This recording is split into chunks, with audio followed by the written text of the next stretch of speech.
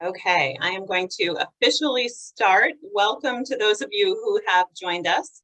My name is Heather Chandler, and I am the owner and publisher of Green and Healthy Maine Homes. We have a great presentation for you tonight, and I am looking forward to learning together with you. So welcome to our Home and Energy Chats webinar series and our episode dedicated to Don't Treat Your Soil Like Dirt. And I have to give a shout out to Fred for letting us borrow that catchy title because he also used it on another recent presentation that he did. So thank you, Fred. And I would like to start by sharing a special thank you to our sponsors, including our spring season sponsor, Senecal Construction Services, now offering net zero ready design build packages in Pownell, conveniently located just minutes from Portland, Freeport, and Brunswick. And also a word from our presenting sponsor, Royal River Heat Pumps. Hi, I'm Scott Libby, owner of Royal River Heat Pumps. A long time ago, the Royal River, like most rivers, was an important part of life, powering mills and allowing a community to grow and flourish. Nowadays, we see what a river can help to create. We believe that ordinary people can come together to make a big difference too. This year, Royal River Heat Pumps will invest our advertising dollars into a new campaign we've launched called Ripple to River. Each month, we'll choose a different nonprofit organization whose focus is kids battling childhood illnesses. We'll tell you about their particular mission and let you know how you can help support them. We're also launching an online resource at rippletoriver.com, providing information and a link for donations. Little things can turn into big change. I'm Scott Libby from Royal River Heat Pumps in Freeport, and I hope you'll join us in making change happen for kids and families that are facing challenges that nobody ever wants to face. Visit rippletoriver.com to learn more and donate, and thank you. Thank you to both of our Home and Energy Chat sponsors. And a quick overview of the evening. We will begin the webinar with a presentation from each of our panelists, and then we will be opening it up to discussion with plenty of time for questions following the presentations. So we have received some questions through the registration process, and if you have additional questions now or throughout the presentations, feel free to just add them down in the Q&A button at the bottom of your screen, and we will do our best to get to all of them. And a reminder that this webinar is being recorded and will be uploaded to our website, which is greenmainehomes.com. If you are unfamiliar with us, Green and Healthy Maine Homes is dedicated to inspiring healthy, sustainable, energy smart, and future-ready Maine homes through a quarterly print magazine, our annual Green Home and Energy Show, an online business directory, monthly newsletters, and an active social media presence. We share expert advice to inspire healthy, comfortable, efficient, and sustainable Maine homes. So please visit us at greenmainehomes.com to learn more.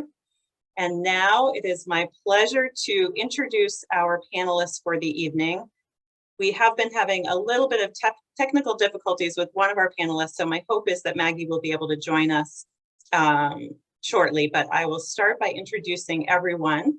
Jenna Martyn-Fisher is an education and technical specialist for the Cumberland County Soil and Water Conservation District.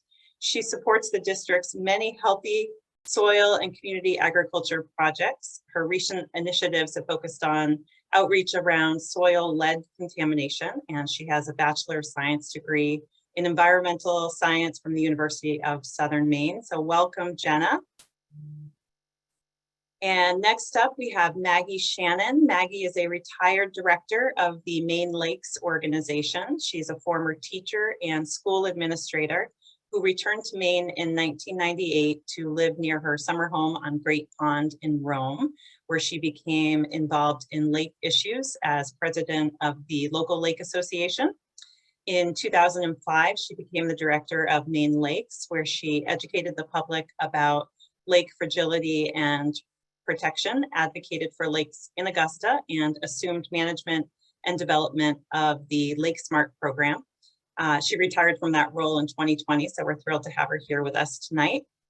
And last but not least, Fred Dillon is the Stormwater Program Coordinator for the City of South Portland. He has been working to protect water resources for most of his career, including more than 15 years on the municipal level and 6 years in environmental consulting, working on a variety of watershed restoration projects throughout the state. As South Portland's Stormwater Program Coordinator, Fred helps to maintain compliance with the state's stormwater permit, implements the city's urban impaired stream restoration efforts, and assists with ordinance development. So welcome, Jenna, Maggie, and Fred. I'm so thrilled to have you here with us tonight. And at this point, I am going to turn it over to Jenna to kick off the presentations. Okay, so to get started, my presentation is sort of a abbreviated version of our yardscaping program, which is all about building healthy soil to have a healthy yard that is safe for kids, pets, and the environment. Next. So we'll cover a little bit of how your lawn is part of the environment and the importance of doing a soil test. And then moving into what if you find that your yard has soil lead contamination and how you can improve some of your soils or your lawn's soil health. Next. And again, the goals of this program are really to save you time and save you money so that you're not doing steps that your lawn doesn't actually need, and to better understand the health of your actual soil. And in the end, you'll have a yard that is healthy for you, your kids, your pets, and the environment. Next. So your lawn is part of the environment. I think a lot of people tend to kind of look at their home as something that is separate from the actual environment around them. But it's actually interacting with the insects that are living around in your yard, both above and below the ground. And it's interacting with the wind and water and different animals in the area as well. So it's really part of the environment. Next. And because of this, it means that your yard and the things that you do on it are going to have impacts on the environment around it as well. So every time it rains, if your water is not able to soak into the ground, it's going to run across those hard surfaces that we call impervious surfaces until it can find a place to sink in or it joins up with a local water body. Next. And depending on how you're using your yard and the things you might be adding to it or leaving out, this can have a really big impact on the water that this rain ends up going into. So stormwater pollution is actually one of the biggest issues for Maine's waters. Next. So one of the key things is thinking about pesticides. And if you're using these are things that are designed to kill. So they're designed to get rid of the bugs or the plants that we really don't want in our yard, whether it be that they're unhealthy for us or that we just aesthetically do not like these pests here. Next. And then the other one that can cause a lot of issues is going to be fertilizer. And fertilizer does a lot of damage when it gets into the water, because when we're putting it on our yards and our land, we're using it to feed plants. And so it's doing a great thing. But if we aren't understanding what's happening in our actual soil, then we might not be using the correct amount of fertilizer, which means that it's mixing in with our stormwater and it's being sent downstream, where it can cause some really bad algal blooms, which can then deplete the oxygen or the water of oxygen and lead to fish kills. Next. So there's many municipalities, so including South Portland, which Fred will talk about in a little bit, that have started to use ordinances to help encourage different behaviors of what people are putting on their yards. And so at this point, you might be thinking that you use a lot of these products, and what are you supposed to do if you aren't supposed to be using them, especially in the case where there's an ordinance restricting it? Next. And that's really just always going to depend on your soil. And the only way you can understand your soil is by doing a soil test. Next. So before you add anything to your yard, any fertilizer or lime, you should always do a soil test. And these are offered through the University of Maine Soil Lab, and they cost about $18, and it takes 2 to 4 weeks to get your results. And they're going to really tell you everything that you need to know. Next.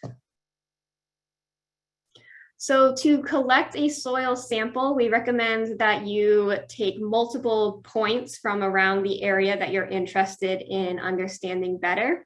Going 4 inches in a lawn, or if it's an area where you're trying to grow things, especially like food, we recommend going at least 6 inches down to really make sure you're getting into the soil that you might be disturbing while you're gardening, or your plant roots might be touching as well. And so you can test your soil in your lawn or in your garden as well. And if you're testing different types of areas, we recommend doing a separate test for each one versus just kind of an overall, because the different ways that you've treated your yard over time or previous homeowners have is going to affect how that soil has been built over the years. Next.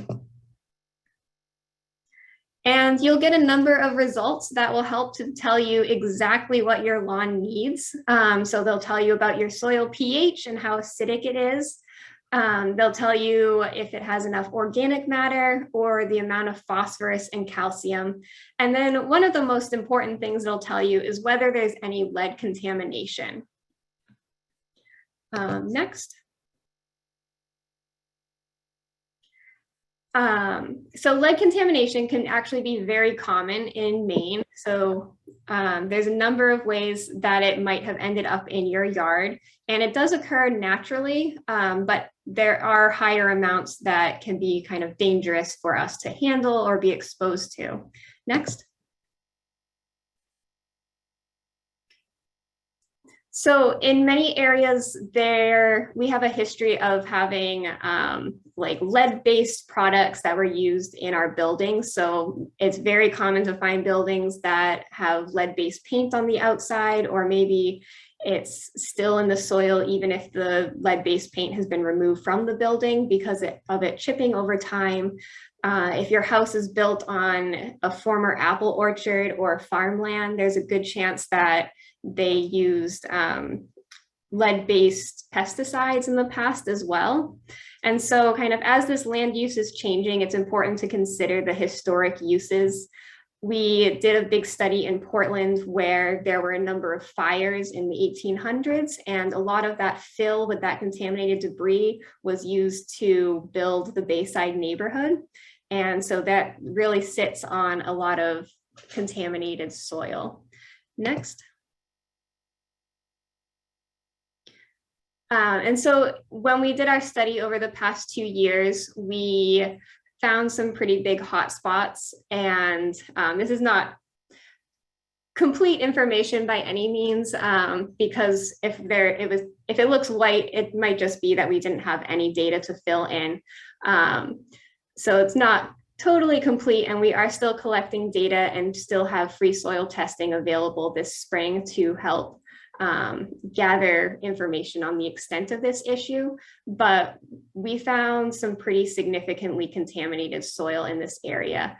So for a little background, anything above 100 parts per million is considered to be moderate, and then high would be anything over 400 parts per million. And so if you look at like the Valley Street neighborhood area, we found an average of 914. Some of the individual sites were well over 1,200. So we found some really significant soil contamination here. Next. And in addition to the actual soil, we were also testing the plants because we were particularly interested in how people were using this land to garden and whether it was still safe for the produce that they were growing. And so out of the 191 samples, we found that about a third of them had very heavy contamination, and a third of them had minor, and then a third of them were kind of normal background level. And we found a really interesting pattern where it didn't necessarily matter if your plants were growing in the contaminated soil. in terms of it taking up that soil into the plant. But if the plant was a very fuzzy textured plant, it was holding on to a lot more of that lead contamination. So that's something we're continuing to look at currently and expand upon and doing more research on. So it's not a definitive pattern. We are still exploring it, and it needs more research to be done. Next. So again, if you find in your soil test that you have soil lead contamination, the first thing to do is to understand how contaminated it is. And these are the brackets that we break it down into. Next. And just because you find soil lead contamination does not mean that you cannot garden. It just means you need to be very mindful of how you're gardening. And there's several steps you can take to make sure you're trying to mitigate your exposure to the actual lead. Next. So we do currently have 2 opportunities for free soil lead testing. So if you are within a certain geographical area, we are able to come and collect a soil sample from you. You can sign up for that on the Cumberland County Soil and Water Conservation District's website. And that would be for just one sample only. And it will be kind of, if there's a specific area that you're concerned about, or kind of just all over your yard. And the other way is you can bring up to 3 soil samples to the Deering Oaks Park on Saturday for the farmers market, or to our office in Windham anytime before May 31st. And we will test that soil for free. The one where you bring us the soil is going to be just a lead scan. And if we're coming to collect it, it is through the Maine test. Next. So having healthy soil doesn't just mean that it is contamination free. So there's a number of things that you can do to help build healthy soil over time. Next. So healthy soil is alive. It's part of an ecosystem. You want things to be living there. And you want it to be able to have nutrients and organic matter that's continuously breaking down and releasing new nutrients. Next.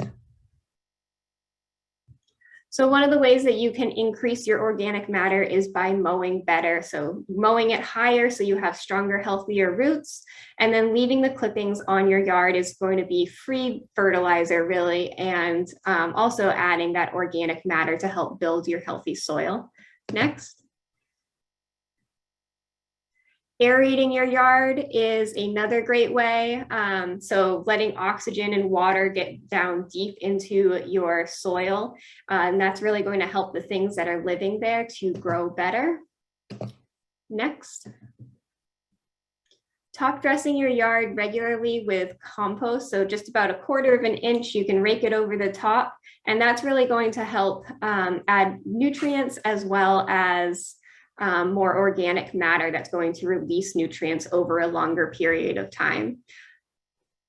Next. Adjusting the pH. So depending on what your soil test gives you, you can add lime. Soil does not like the lawn to be very acidic. So it wants something between a 6 and a 7. So you can use lime or sulfur to adjust the pH level. Next. And then we recommend doing most of this in the fall. So especially if you're fertilizing, so that's only again, if your soil test lets you know that you are low on nutrients and your yard could really benefit from that. And doing it in the fall means that those plants are going to be growing their roots and storing all of that energy and food that they're taking in. So then come the springtime, they can have all that energy ready to go and come up strong and green for the growing season. Next. And then compost tea is another great way to add nutrients as well as the kind of microbiotic makeup of compost into your yard and make it more quickly available than it would be just spreading the compost onto your yard. And so we have those available at the Conservation District as well. If you could go like 3 slides ahead down to the yard pests.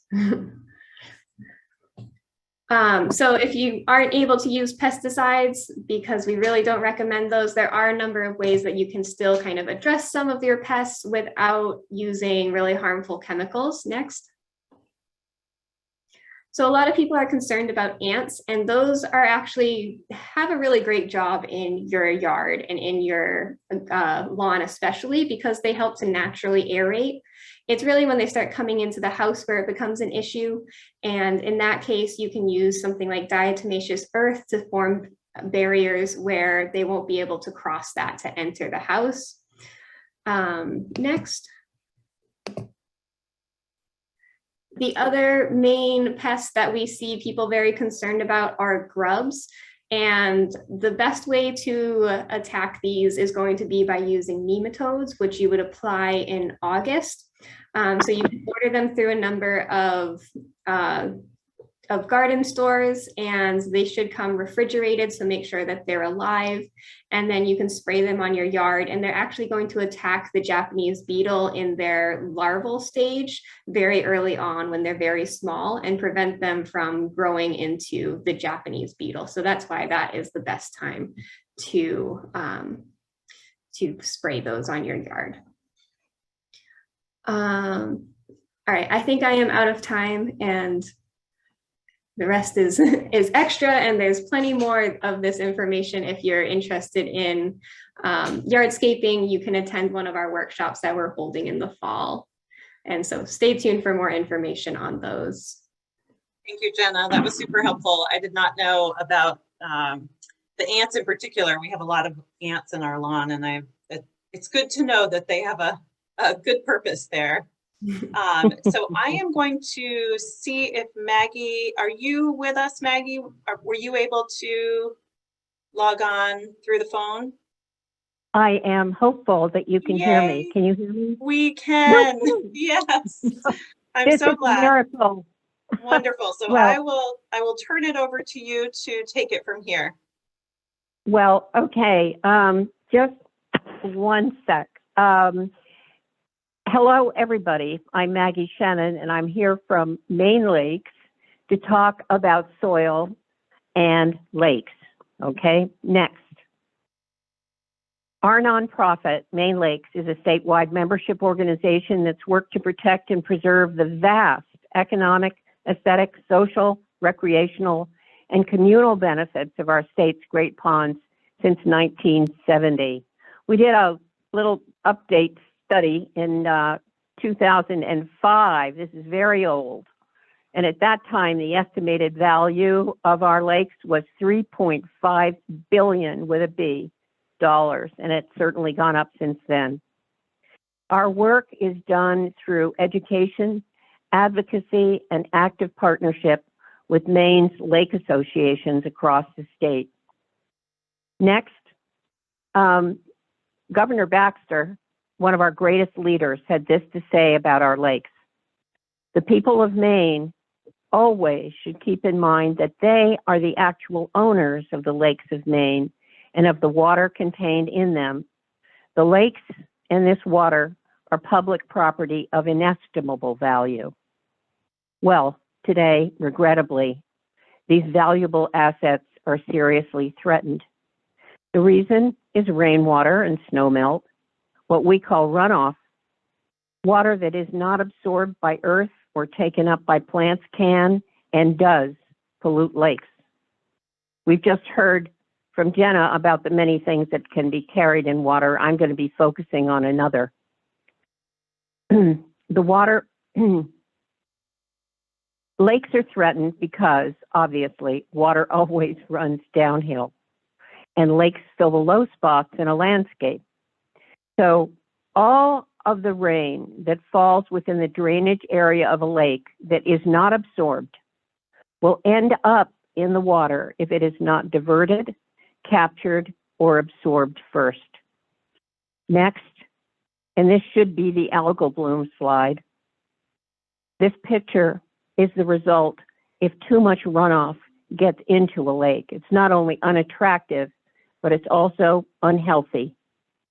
And did you know 50% of the surface area of our state drains to lakes?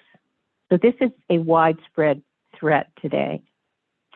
Soil is the hero of this presentation tonight. And while soil is involved in my part of the tale, it isn't the culprit that's closing in on lakes. The villain of my piece is a natural element found everywhere in nature that attaches itself to soil particles. Its name is phosphorus, and it's a plant food. In fact, it's the middle number on those fertilizer bags at the plant store. Phosphorus turns lawns green, and lakes too, if enough of it accumulates in them over time. The hitch for us is that lakes are so sensitive to phosphorus that it takes only a very, very small amount, 16 parts per billion, to cause an algal bloom like this picture. That's just 16 parts phosphorus to a billion parts of water. Next, these lake stats give you a quick overview of the threat today in lakes. A certain small number of them bloom every year. A larger number is threatened, and many bloom occasionally, say every 2 to 5 years, probably largely depending upon the precipitation in spring and summer. But the large numbers there at the bottom tell you about the impaired lakes and those that are at risk from development. Those 185 impaired lakes, those are officially designated as impaired because they are not providing the services that we expect them to. Those lakes will be in deep trouble within 20 years unless active measures are taken in their watershed to prevent runoff from getting to them. And although the threat is more remote for those in developing watersheds, that's just saying they've got a little more time before the trouble sets in. So why, you might wonder, is this a looming threat now? The short answer is people, but the better explanation takes a minute or two. The land surrounding a lake will drain to it. We call it the lake watershed because that's what it does. As runoff flows over this landscape, it picks up and carries loose particles on its journey downhill. Any soil riding that runoff will be carrying a burden of phosphorus, which will end up in the lake unless prevented. We're encountering more algal blooms today and predicting more for tomorrow because there's more human activity in lake watersheds today than ever before. Next, this slide shows you how much more phosphorus comes from a developed watershed than from one that is still in a state of nature. Lakes will remain pristine for 20,000 to 30,000 or more years in a state of nature.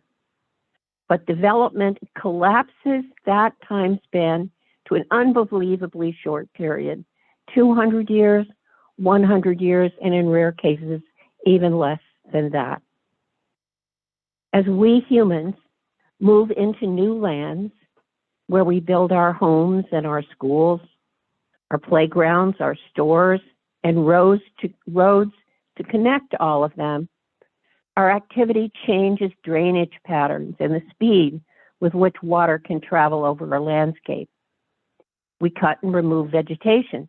We smooth out uneven ground and often compact it. Less water gets absorbed from the rain. More runs off and it travels faster, causing a lot more phosphorus to end up in lakes than ever before. If you think about it for just a moment, lakes filling low spots, so camp roads leading to them inevitably run downhill. In effect, they act like channels for the runoff.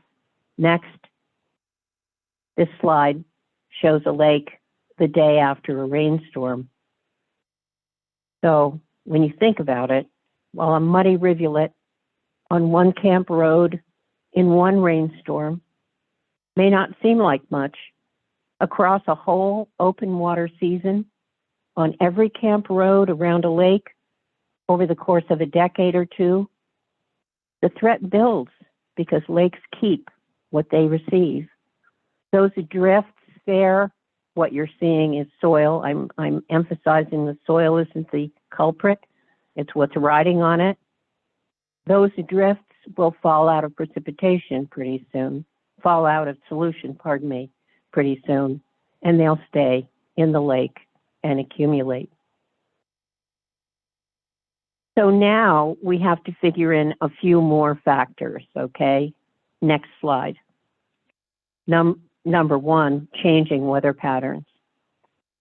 These photographs were taken in my town, Belgrade Lakes. A 15-minute storm a number of years ago did this to the Great Pond stream where it dumps into Long Pond. You see the water coursing down Route 27 there, sweeping across the parking lot and dumping into the stream.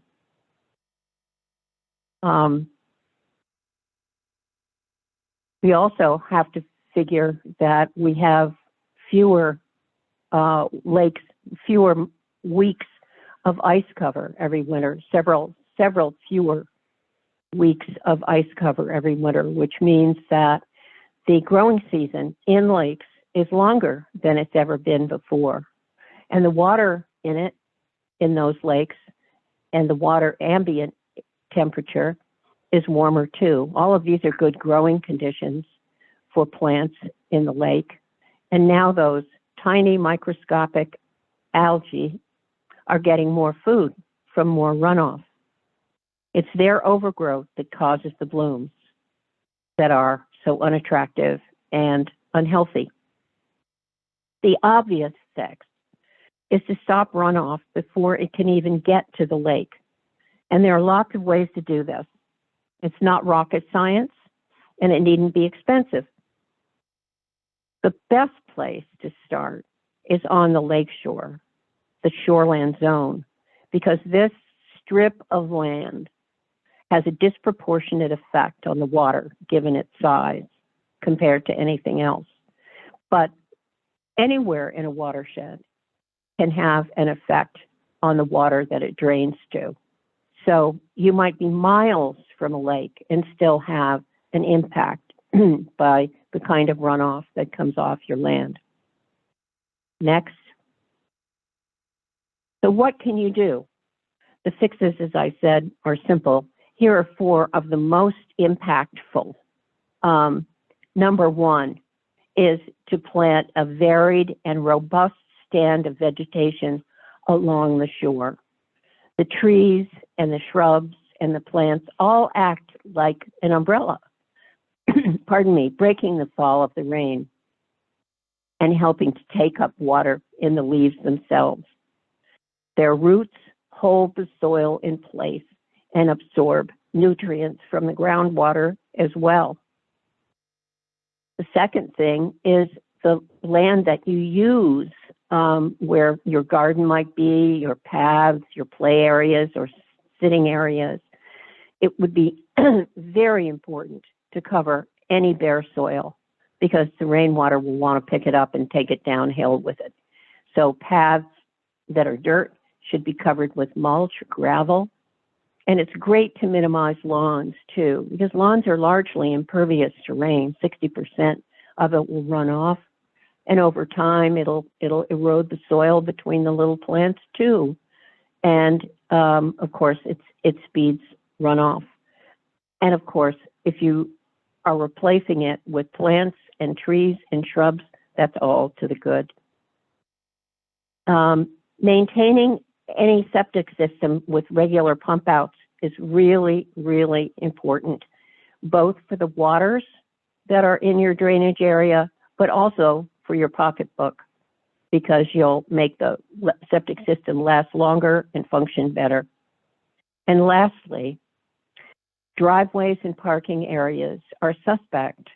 Camp roads run downhill, and they're at the end of them, and they're often gravel, so that's soil right there, and there will be phosphorus.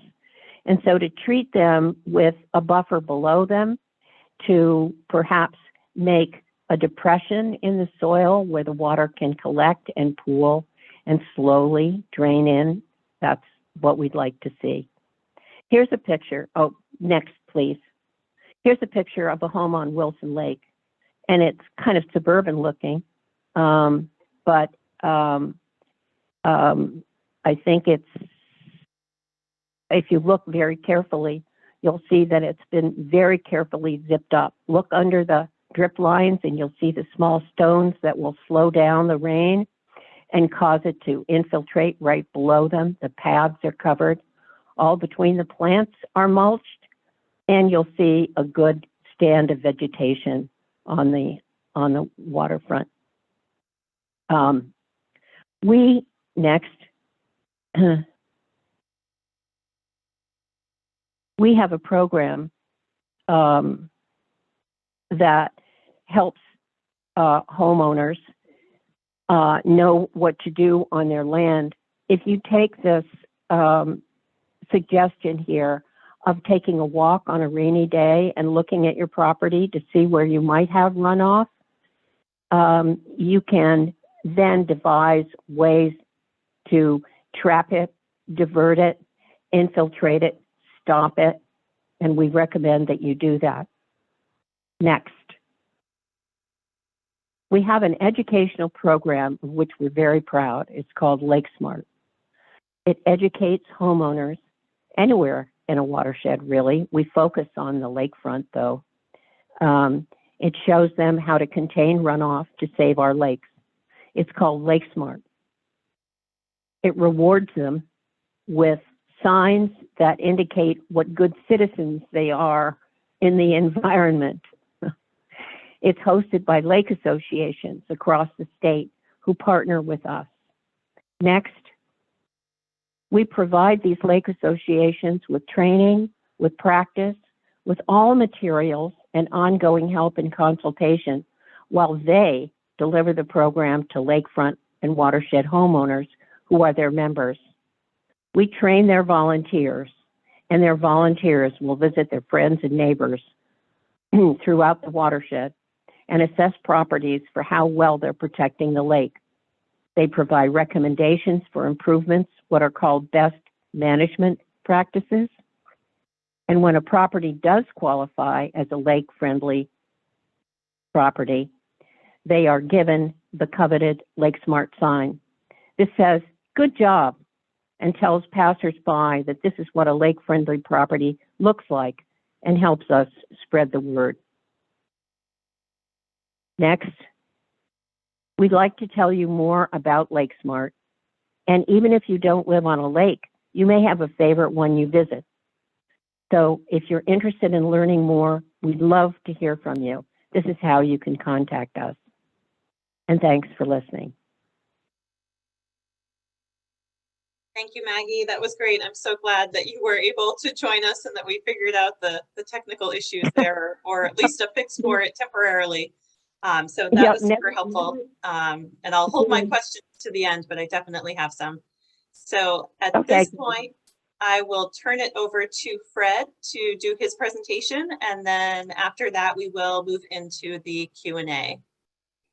Great. Okay. Thanks, Heather. And I think based on what Jenna and Maggie have already presented, it's going to be a lot of repetition so that we're all kind of working in similar spheres, I guess. And some of the issues around water quality are common to all of the work that we do, but they've also helped me justify my own existence. So if you go to the next slide, please, which is to say it's all about stormwater, right? So I'm the stormwater coordinator, and it really comes down to this relationship here. This is a kind of catechism of watershed managers, and I'm sure that Jenna and Maggie are both really familiar with it, but it was something that was developed probably almost 40 years ago. And what it does is it graphically shows that as watersheds become more developed, and both Jenna and Maggie had great examples of, kind of a forested, undeveloped watershed and one that becomes more developed. But basically the message here is that as you move out on the x-axis and you increase the amount of impervious area, the aquatic habitat or the water quality declines. And so studies right here in Maine have found that when you get around, even as low as 8% impervious area, and what I mean by impervious area is the paved surfaces and the rooftops that are in a watershed. When you get, even as low as 8%, you can actually start to see a degradation in water quality and aquatic habitat. So if you go to the next slide, I think I have something that maybe illustrates that as well. So both Jenna and Maggie had slides similar to this one, but the graphic on the left that shows, you're supposed to show an undeveloped watershed and demonstrates that, a lot of water will infiltrate, a lot of it will be taken up by the trees and evapotranspirated, and you'll get some, small amount of runoff. The graphic in the middle there that's supposed to represent an urbanized environment, much like the one that Jenna and the Soil and Water Conservation District did in the peninsula of Portland, looking at lead concentrations. You'll find that you get a huge, increase in the amount of runoff as a result of all that impervious surface. It can't soak into the ground. And while you probably can't see that table on the right, it kind of takes, kind of speaks to the point that Maggie and Jenna both were making about how when you look at different land use types, the runoff characteristics from those types vary by virtue of what's on the pavement and what's getting carried in the stormwater. So you can see that both phosphorus and nitrogen are included in that table, and the more intensive land uses actually can tend to have higher concentrations of, sorry, that's my cat with an ear infection. So sorry about that. That was he's sitting on my lap now. Sorry about that. But anyway, you can see that there's a relationship between pollutant runoff and the extent of development. Next slide, please. So, again, this isn't just to toot my own horn, but these are both reports that were done, recently, one by the Friends of Casco Bay, one by the Casco Bay Estuary Partnership, that really focus in on the adverse impacts of stormwater runoff. And on a national level, polluted stormwater is one of the biggest sources of water quality issues that this country has to face. And in some cases, it's actually one of the only increasing sources of pollution in these watersheds. So I've been around in Portland for a long time, and I was born here, and I can remember before there was a wastewater treatment plant at the East End over by where the Burn Memorial bean factory is. And then for those of you that are familiar with South Portland, when you drive across the Casco Bay Bridge, you can see those silver domes, and that's the wastewater plant for the city of South Portland. And both of those were built in the early to mid 70s. I can remember when those facilities weren't there, and Back Cove in Portland was basically an open cesspool. So there's a big interceptor pipe, and there's a huge amount of construction going on there right now, but there used to be straight pipes that discharge sewage straight into Back Cove. So when the tide went out twice a day, that end of town would literally smell like a cesspool, because that's what it was. So the wastewater plants have done a great job, but now we've got these stormwater things to contend with, and all that construction that you're seeing now around Back Cove in Portland is largely due to stormwater. I mean, combined sewers, but also really stormwater. So next slide, please. So here's a South Portland, and this is just to demonstrate the extent of impervious area for South Portland, which is largely developed. And those pinkish areas, if you can make them out in the slide, those are all impervious areas. So the city itself is about 12.25 square miles. Almost, over a quarter of that, so about 4 square miles, or 32.5% of South Portland consists of impervious areas. So if you remember, and actually next slide, please, you can see this is another variation on that impervious cover slide that I showed a couple of slides back. And this is just looking at how increasing extent of impervious area affects the things that live in these streams. So again, the further out you get on the x-axis, above 20%, to more urbanized environments, you're going to see that it's really harder for things to live in the streams that are situated in these watersheds. Next slide, please. So here's a cartoony graphic of what a lot of people don't really think of very much. And it's again, Maggie used the term, this isn't rocket science, but there's a whole world that happens underground, basically. So there's these piping systems that are common to more urbanized areas that consist of separated stormwater systems. So that small single pipe on the far left of that graphic that just says stormwater, there's a catch basin that will collect rainwater or snow melt and discharge it directly into a stormwater outfall.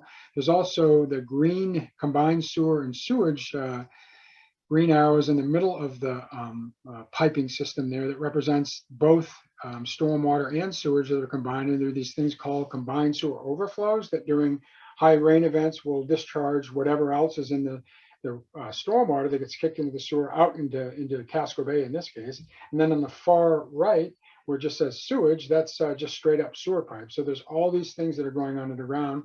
And if you advance the next slide, you can see what happens during a heavy rain event, that sometimes the capacity, the hydraulic capacity of these pipes will be exceeded.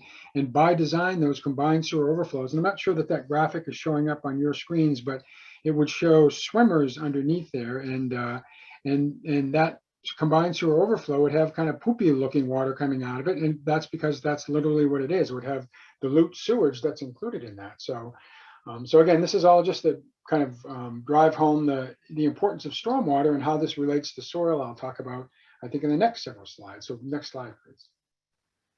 Oh yeah, and sorry, and this is one more. These dots represent the stormwater outfall. So these are the pipes that discharge into the streams that run through the city of South Portland. And you can see those little blue veins those are the streams. And then the colored polygons or the colored shapes, those are designated as urban impaired streams. And I think Maggie mentioned that earlier, that some of the lakes in Maine also have similar designations for being impaired. These 5 watersheds in the city of South Portland are designated as such because they don't meet water quality standards, primarily due to the impacts from surrounding development. So this is just to show you that all of these yellow dots represent points of entry for pollutants from the landscape, which could include soil. So, and I know Maggie said that soil isn't the culprit, but in some cases it can, where eutrophication in lakes is concerned, it can also create other problems in these freshwater streams. Next slide, please.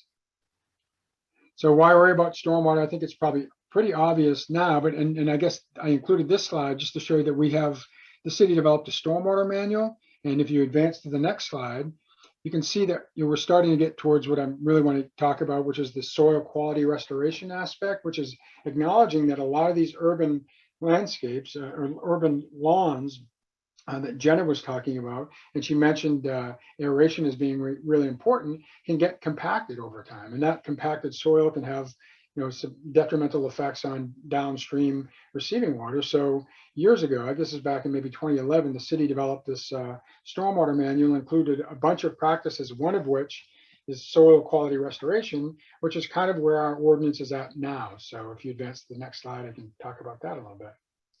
Oh, and the outgrowth of the ordinance effort was really, you have to give credit to a group called Protect South Portland. It's a group of citizens in South Portland originally formed to oppose the oil line extension from Canada, down through. It was going to terminate in the city of South Portland. So they formed this citizens group to oppose that, but they also took on other environmental concerns as well, one of which was pesticides. So we have a pesticide use ordinance, and I think if you can advance the slide beyond that, please. So next slide. And as part of that process, in addition to developing a pesticide use ordinance, we also developed a fertilizer use ordinance. And embedded within the fertilizer use ordinance are these soil quality standards that I'll talk about in a little bit. Next slide, please.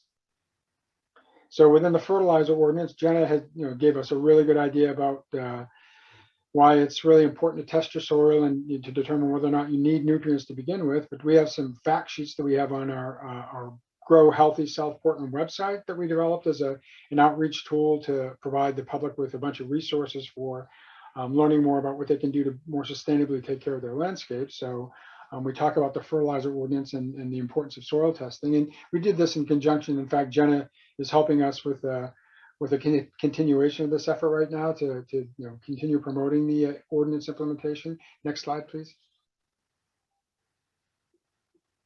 Sorry, next slide. There you go.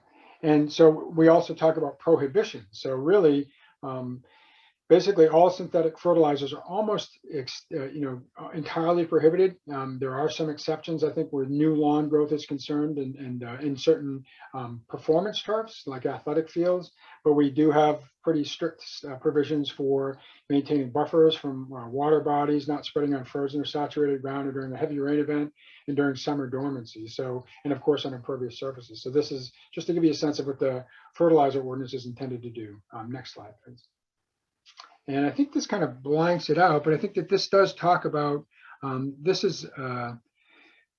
is soil quality requirements, and the blanked out version that's kind of in the middle of the screen would basically say that it applies to anything that's going to be disturbed and pervious that's greater than 2,000 square feet. These soil quality standards will apply to. So I apologize for the, that was supposed to be kind of partially transparent, but it's opaque. So next slide, please. And so an example of what that might look like is at the single family, the scale of a single family residential house lot. Each of these parcels are about 6,000 square feet. And it gives you a sense of what and this is almost hot off the press. This is a proposed development project that will be probably built within the next couple of months now. And these soil quality standards are just going into place. And it's going to, again, apply to pervious areas that exceed 2,000 square feet. So you can see in the case here where they've got between the building and the driveway, they've still got in excess of 4,000 square feet on each of these parcels. Therefore, the ordinance will apply, the soil quality standards will apply to these parcels. Next slide, please. And so this is just to give you a sense of how development happens. And this is a slide that I stole years ago from the NEMO project. And NEMO is non-point source education for municipal officials. There's a woman named Lamar Clannon, and I kind of cut a lot of the slides out here. But again, thinking back to what Jenna and Maggie were both talking about and about the forested landscapes and how good they are at soaking up rainwater, think of them as that's a spongy landscape. Advance the slide one, and you can see what happens when we start to, next slide, please. You can see what happens when we start to develop that landscape and start to cut out pieces of sponge. And these are something to say that residential development is necessarily bad, but you can see that now we're changing, we're pulling out pieces of sponge. That's changing the characteristics of the landscape. And if you advance to the next slide, please, you can see that we always put stormwater systems in here to get the stormwater off the landscape. And if there's a stream nearby, like there is in this slide on the far right, that stormwater system is going to discharge into that nearest stream. And in most cases, although that's changing now, there's no pollutant removal that happens within that stormwater system. Next slide, please. So here's what it looks like up close. And again, this is just a quick time. Yeah, that's good. So just toggle back and forth between those. That's the same same parcel. So yeah, advance the slide one, please.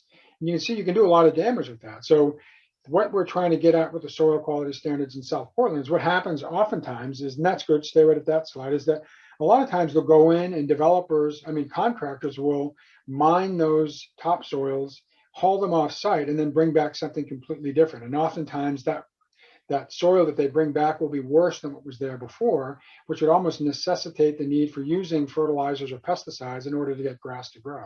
So what we're trying to do with the soil quality standards is have some minimum requirements that prevent that from happening, either by keeping those that soil on the site or by making sure that there's a certain quality soil that they bring back. Next slide, please.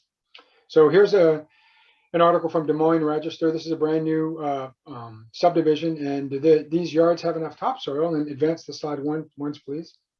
And you can see that the new homeowners loved it, except for the fact that there was too little topsoil under their sod when their home was built. So they had to use chemical inputs to get the grass to grow. Next slide, please. And here's an example of where soil quality restoration took place. On the greener pasture on the left there was a lawn that had gone through these restoration practices. The one on the right is had not. And you can see that there's a vast difference based on the quality of the soil. And again, this goes back to what Jenna was talking about how important it is to have, all the biota, the microbiological life that lives in that soil really makes a huge difference in the quality of what's going to be grown in the soil. Next slide, please. And yeah, and believe it or not, there aren't many places like South Portland nationally. I think South Portland is probably among the only in the state that I'm aware of that actually has soil quality standards that I'm going to explain in a slide or two here. But Iowa considered it back in 2015, and they were going to require that 4 inches of topsoil be provided for these new development projects, but they were defeated by the development community. So they never actually developed a rule for that. And now it's been done on a municipality by municipal basis. So there are some communities out there that have developed their own ordinances, but generally, it isn't done on a statewide basis. Next slide, please. And King County, Washington, so this is in the Seattle area, there are several municipalities out there that do have ordinances that have soil quality standards that require for these new development projects to have even more soil than what South Portland's requiring. We require 6. In this case, King County is requiring 8. They want a 5% minimum organic content for turf and then 10% for planting beds. Next slide, please. And then they have options for how to manage the soil. So again, I mentioned earlier that contractors like to have a blank slate when they're going in to build a new house, install a new foundation. In many cases, they won't leave the native soils, but there is that option that King County is trying to promote. They mend those soils in place, which was done with that greener pasture that I showed you, import the topsoil or stockpile it on site. So we're not that sophisticated in South Portland, but it's just to show that there are other municipalities that are taking these soil quality standards into consideration. Next slide, please. And so finally, here's what South Portland does. So what we're going to require that if folks want to incorporate an organic fertilizer, they can do it for new grass growth only, and it can only be organic. It can't be a synthetic, and that fertilizer has to be incorporated into that top 2 to 3 inches of soil. That top 6 inches of loam, whether it has any organic fertilizer in it or not, needs to have a minimum organic content of 5%, and then a pH of 6 to 6.5, and we're actually going to adjust that up. Jenna had mentioned that 6 to 7 is actually a little bit more flexible for different types of turf, so that we're gonna do that. And there has to be a soil quality analysis to verify that. And Jenna mentioned that for $18, you can send a soil test up to the Maine Soil Test Service Lab up at Orono, and we're going to require this for all new development projects. And then finally, we also have a compaction requirement as well, because compacted soil doesn't grow things as well. And we'll be using this thing called a penetrometer. And in fact, again, some of Jenna's colleagues are going to be helping us out with this, doing our inspections for us, but they're going to, you can't exceed 300 pounds per square inch using that device. If you do, that means that the soil is excessively compacted. Next slide, please. And finally, I think I'm almost done.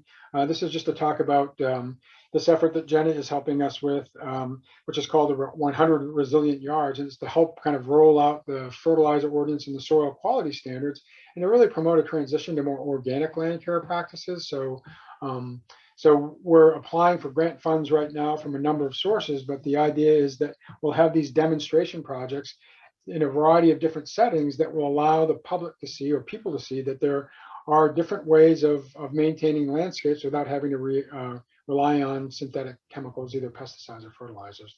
And I think that's it for me. So thanks. Fantastic. Thank Fantastic. you.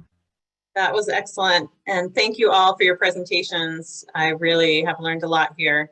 We are right at 7 o'clock, so we're going until 7:15. So we do have probably about 12 minutes or so for questions. And we did have some that came in through the registration process, and we'll start with those. And if anyone has any additional questions you want to put into the Q&A at the bottom of your screen now, would be a great time for that. One question, Fred, do those ordinances apply just to lawns, or are they also gardens? Great, that's a great question. And at the 11th hour of the fertilizer ordinance development process, or it went through a couple of readings by the council, and towards the end of it, the council decided, based on public input, to expand it to beyond just lawns. So initially, when we developed the pesticide ordinance, which was back in 2016, it was intended primarily for lawns and turfs. And then the companion to that was the fertilizer ordinance, initially intended primarily for lawns and turf, but then somebody made the suggestion that, well, why not extend it to other landscape types as well? And so, yes, it will extend to across the entire landscape, basically. Great, it's fascinating. So let's take a look at some questions that came in with registration. We have one from Teresa Kelly, and she is asking, what is the best schedule for drip irrigation in vegetable gardens? Early morning, evening, and how long? Anyone? Jenna, is that a good one for you? Yeah, I can take that one. So definitely would recommend doing it in the morning. because then it's going to be sitting in the soil while your plants are actually having access to the sunlight and able to take it up and draw that water in. Versus if you water at night, then it's going to be sitting in that soil. And if it is a place that doesn't drain very well, it can lead to root rot. So definitely in the morning. I would also recommend doing a test to kind of see how much water is coming out, how fast it is coming out, and trying to measure the amount that might come out that would equal to about an inch over that period of time. So that's something that we recommend for if you're watering a lawn, is that it needs about an inch, and that gets down deep enough for the grass roots. Depending what types of vegetables you're growing, you might need a little bit more than that. But if you use like a surface one, it's a little bit easier to measure, because you can put out a rain gauge and easily measure how much is coming out and how long it takes to get to an inch. Next one for you, Maggie. The LakeSmart program, do these same strategies apply to Riverside properties? Anything different? No, absolutely. Absolutely. Riverside, Streamside. Yes, yes. And I should have spent some time on the best management practices. There's a library of say 25, 30 typical ways that you can divert and infiltrate and capture water. And these are readily available from the Soil and Water Conservation District. We provide them as well. I'm sure Fred does too. So would that be like rain gardens and? Yep, rain gardens, or making a little, say, channel for water to lead to a place where it can be infiltrated. What about swales? Is that something you recommend? Absolutely. Absolutely. Yeah. There's so many answers and so many solutions. Some people even kind of sculpt their landscape very subtly. And so you couldn't even identify a swale necessarily, but the land is functioning that way. But I think looking up the standard best management practices is the safest and best thing to do. Great. Fred, I think this one is probably best for you. In considering local ordinances to promote more sustainable land care practices, what metrics should be used to measure the effectiveness of the ordinance implementation efforts? Someone who's done their homework. Yeah, that's a tough one. I mean, so for instance, for the pesticide, and let me start by prefacing this by our sustainability director, Julie Rosenbach, is terrific. She's really great. And she refers to this thing called the 20-60-20 rule, which is probably familiar to folks who are into sustainability, where 20% of the population are the early adopters, and they're ahead of you, and that they're going to say, what took you so long? Well, why didn't you start doing this sooner? 60% of the folks in the middle are saying, well, yeah, we want to do this, but how, help us do this. What do we need to do to make that happen? The other 20% are saying, no, you can't tell me what to do with my property, and I'm going to do it. You'll take my pesticides out of my cold dead hands, so that there's that 20-60-20 break. And sometimes in my more pessimistic times, I might say, well, maybe that's a 20-20-60 rule. And 60% of the folks don't really want to have anything to do with this. But to your point, the question about being able to use metrics, we've administered questionnaires, and just recently we worked with Jamie Picardi in the USM Food and Science class, and she did a neighborhood survey, not very scientific, in a sense, but it's still a valuable data, a bunch of data points for us. But we don't really have any way of measuring reductions in the use of pesticides, which ultimately is what the intent of, or fertilizers for that matter. So, I mean, that would be like sales data, and we decided not to regulate sales because that was going to be too controversial. So, so we're still trying to grapple with that, and that's a good, tough question, and I don't have an answer for it. So. This one is from somebody who lives in an apartment building, so they don't own their home, and they are wondering if they need to get permission from their landlord before doing any soil testing. So yeah, I'm in a similar position. I went ahead and did it. I figure it's kind of, you're informing the way that you use the land. And if your landlord is not the one that is using the land, then you kind of have a right to know. It's not necessarily something I would use as like a bargaining chip for your rent costs or anything, but I would definitely, especially if you have little kids and you just aren't sure and you're living in an older home, I think it's really good to know. And you certainly don't have to tell them. It's really to just inform you in how you're using your yard. Can you quickly recap also the options for people to do soil testing? I think you said you're doing it at the Portland Farmers Markets. Is that just this weekend or is that every weekend? So we are just collecting this weekend, this Saturday from 8 to 1. And if you miss that opportunity, you can bring up to 3 samples to the Conservation District's office in Windham through the 31st, so through the end of the month. And are there similar offices throughout the state for folks who might be listening from other regions? Unfortunately, this is part of our grant that we're doing through the EPA. So it is kind of local to Cumberland County. But yeah, you can also pay $15 through the Maine to just get your lead scan, which this is what these tests will be, is just the lead scan versus the full nutrient profile and the lead scan. And is that Maine Cooperative Extension? These will actually go to the EPA lab. So this is a little bit of an above and beyond what we're doing for the grant. So they're doing a little extra lead screening so we can reach additional people outside of kind of our targeted area.